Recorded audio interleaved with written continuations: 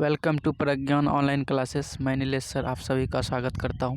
आज हम लोग टॉप 20 वीवीआई साइंस के क्वेश्चन के बारे में डिस्कस करेंगे, जो किसी भी कम्पिटिटिव एग्ज़ाम के दृष्टिकोण से काफ़ी महत्वपूर्ण है तथा हर वो एग्ज़ाम जहां साइंस पूछा जाता है उसके लिए काफ़ी महत्वपूर्ण तथा उपयोगी है।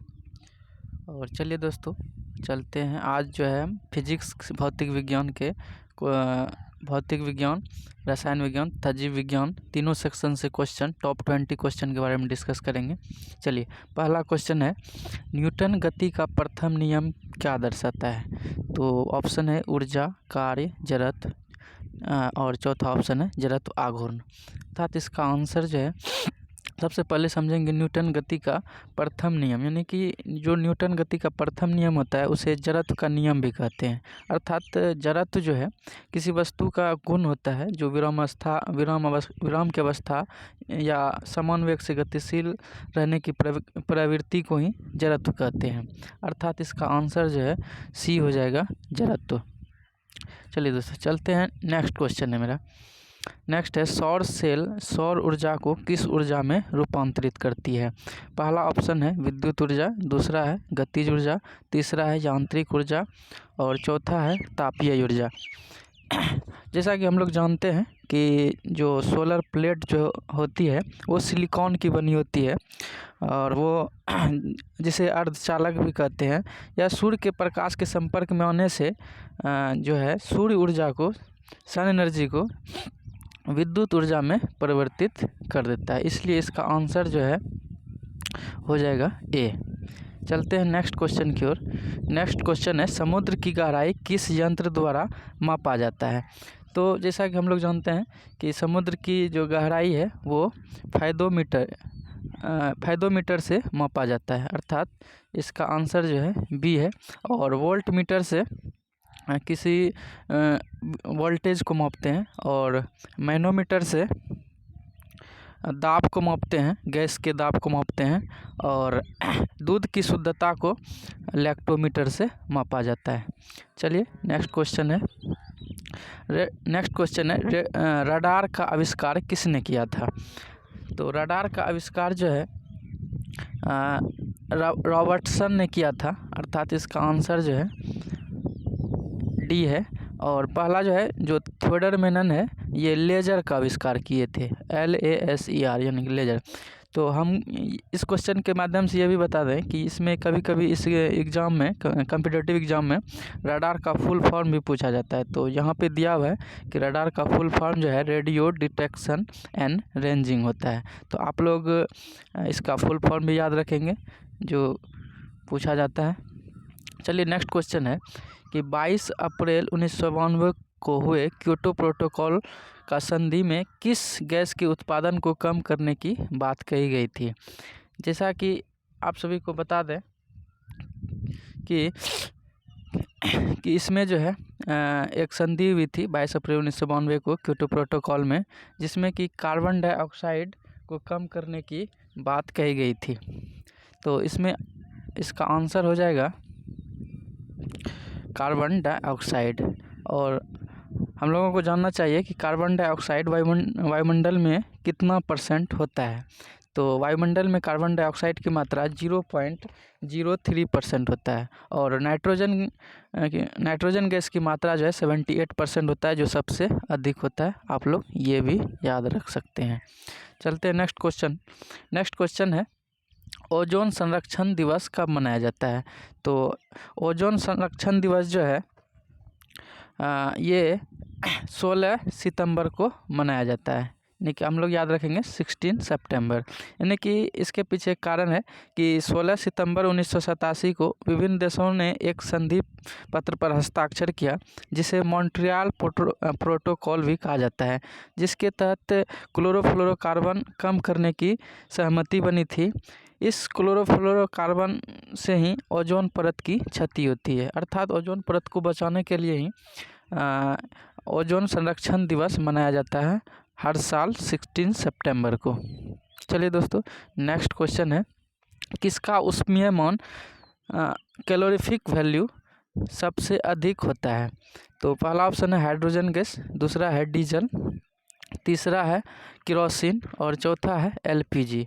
तो सबसे पहले जानेंगे कि उष्मीयमान होता है कि वह तापमान जिस पर कोई जलनशील पदार्थ जलना शुरू कर दे, अर्थात उष्मीयमान 1 ग्राम ईंधन के जलने पर जो प्राप्त ऊष्मा होता है उसी को हम लोग उष्मीयमान कहते हैं। अर्थात हम लोग को जानना चाहिए कि हाइड्रोजन गैस का सबसे अधिक जो है उष्मीयमान होता है, यानी कि 150 किलो जूल पर ग्राम होता है, जबकि डीजल का जो है 42 किलो जूल प्रति ग्राम होता है, केरोसिन का जो है 45 किलो जूल प्रति ग्राम होता है और एलपीजी का जो है 50 किलो जूल प्रति ग्राम होता है। चलिए दोस्तों चलते हैं नेक्स्ट क्वेश्चन की ओर। नेक्स्ट क्वेश्चन है कौन सी धातु चाकू से काटी जा सकती है। तो एकमात्र धातु है पोटेशियम, जिसे हम लोग चाकू से काट सकते हैं। चलिए दोस्तों नेक्स्ट है कौन सामान्यतः जल में रखा जाता है। तो हम लोगों को पता है कि ये जल में जो है श्वेत फास्फोरस को रखा जाता है और सोडियम को जो है केरोसिन के अंदर रखा जाता है, क्योंकि यह सबसे अधिक ज्वलनशील होता है। नेक्स्ट है कार्बोरेंडम क्या है। तो पहला ऑप्शन है मैग्नीशियम सिलिसाइड Mg2Si और दूसरा है Na2SiO3 यानी कि सोडियम थायोसल्फेट भी बोलते हैं इसको। तीसरा ऑप्शन है सिलिकॉन कार्बाइड और चौथा ऑप्शन है सिलिकॉन टेट्राक्लोराइड, अर्थात इसका आंसर जो है सिलिकॉन कार्बाइड हो जाएगा।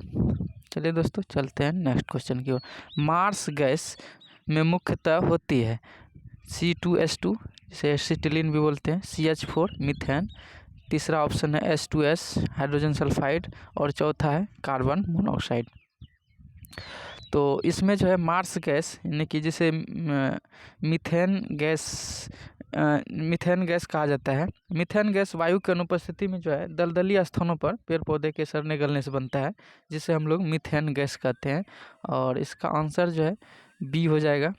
और जो C2H2 है ये तो एसिटिलीन गैस होता है जो कि जिससे कि फल वगैरह पकाया जाता है। चलते हैं नेक्स्ट क्वेश्चन की ओर। नेक्स्ट क्वेश्चन है कि अधातु के ऑक्साइड किस प्रकृति के होते हैं। जैसे अधातु के ऑक्साइड जो है हम लोग याद रखेंगे अ से अम्लीय, यानी कि अधातु जो है अम्लीय प्रकृति के होते हैं, हम लोग याद रखेंगे। कभी कभी कन्फ्यूजन होता है, इसलिए अधातु अ से अम्लीय। और धातु के ऑक्साइड अगर पूछ दे तो होता है वो क्षारीय प्रकृति के।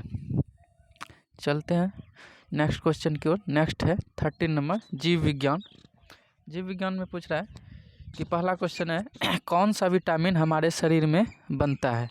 तो हम लोगों को पता ही होगा कि हम लोग बाहर में धूप लगाते हैं जिससे कि विटामिन डी क्रिएट होता है, यानी कि विटामिन डी बनता है यानी कि धूप से। अर्थात हमारी त्वचा जब सूरज की रोशनी के संपर्क में आती है तब जो है कोलेस्ट्रॉल के माध्यम से जो है विटामिन डी बनता है। और हम लोगों को पता है कि विटामिन डी की कमी से स्कर्वी रोग अर्थात रिकेटस रोग होता है, जिसे सूखा रोग भी कहते हैं। विटामिन सी की कमी से जो है स्कर्वी रोग होता है और विटामिन बी की कमी से बेरी होता है और विटामिन ई की कमी से जनन शक्ति का कम होना होता है। चलिए दोस्तों चलते हैं नेक्स्ट क्वेश्चन की ओर। नेक्स्ट है 14 नंबर कि न्यूमोनिया किसके कारण होता है। तो ये जो है न्यूमोनिया जो है न्यूमोकोकस नामक एक जीवाणु होता है जो कि फेफड़ों में होने वाली एक बीमारी होती है जो जीवाणु के माध्यम से होता है, इसलिए इसका आंसर जो है जीवाणु हो जाएगा। चलते हैं नेक्स्ट क्वेश्चन की ओर।